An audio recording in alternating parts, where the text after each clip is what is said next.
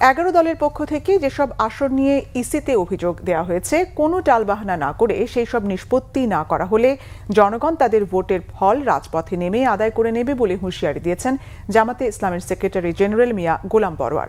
সোমবার বিকেলে বায়তুল মোকাররমের উত্তর গেটে 11 দলীয় ঐক্যের উদ্যোগে সারা দেশে নির্বাচনোত্তর সহিংসতার প্রতিবাদে এক বিক্ষোভ সমাবেশ ও মিছিল পূর্বক সমাবেশে অংশ নিয়ে তিনি একথা বলেন।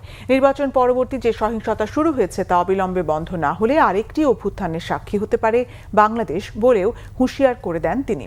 এ সময় বাংলাদেশ খেলাফত মজলিসের আমির মামুনুল হক বলেন, প্রহসনের ফলাফলের পর সারা দেশে 11 দলীয় নেতাকর্মীদের উপর জুলুম করছে সাবেক মজলুম দল।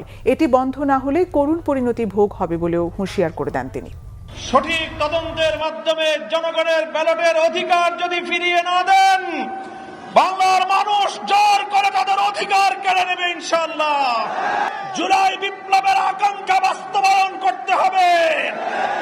জুলাই স্প্রিট থেকে যদি এক চুল পরিমাণ বাংলাদেশকে বিচ্যুত করার ষড়যন্ত্র করা হয়, জুলাই যোদ্ধারা আবার মাঠে নামবো। জুলাইয়ের রক্তের সাথে বেইমানি করে জুলাই সনদের ভিত্তিতে নতুন বাংলাদেশে বিদ্যমান রাষ্ট্র সংস্কার করে নতুন রাষ্ট্রের কাঠামো তৈরি করা না হয়, আরেকটি জুলাইয়ের তৈরি হবে কিন্তু বলে